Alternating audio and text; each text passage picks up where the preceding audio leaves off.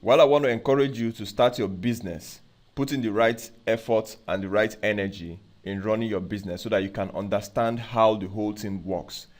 It's important for you to know that if you do not run your business by yourself, you might be creating business for other people to run, which means that if you put somebody to run this for you, they can be making the profits and keeping the money for themselves because you do not understand how to run this business. So I always encourage people to get your business started, run it for a period of time before you can outsource certain parts of the business to someone else.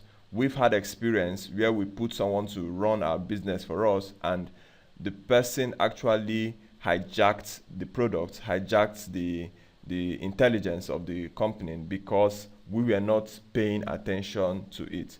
So what we did is that we started looking at various aspects that helps us grow in the business and we adjusted some parts. So that notwithstanding, most people would like to outsource their business. In the past, we used to charge people about 350,000 to run everything for them. That's to create their stores, purchase some items, and get them off starting. Then we hand over it to them. They will still have to run the management of it. But we've stopped that for now because we have a lot of projects going on.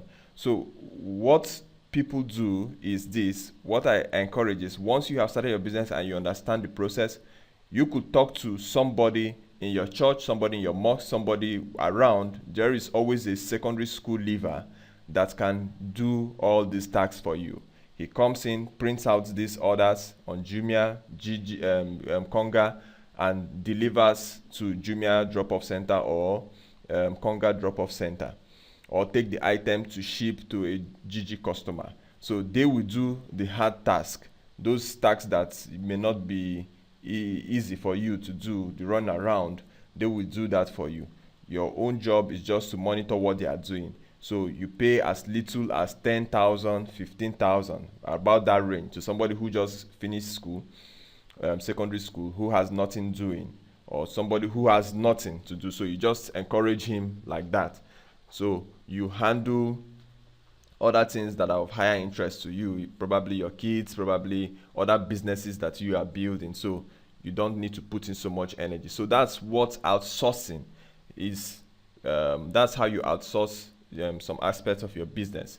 It gives you maximizing productivity with outsourcing the hard task of the business. So to me, most of these things are easy, but some people, they say, I don't have time, I have other jobs, I have this. So you just outsource and make sure you monitor what is going on. Do not remove yourself completely from your business because your business will be hijacked. That's the downside to outsourcing. I'm talking about the intelligence of your business or how you choose to run it, or the creativity, because most of you are more creative than some of us. So you put in some creativity in your business and somebody comes and hijack it, which is not good for you. So you need to spend time, go through your business, understand it, then before you bring someone who does these little things for you. So that's all it is to outsourcing. And I wish you the very best in running your business. As I say, bye-bye and ciao, ciao.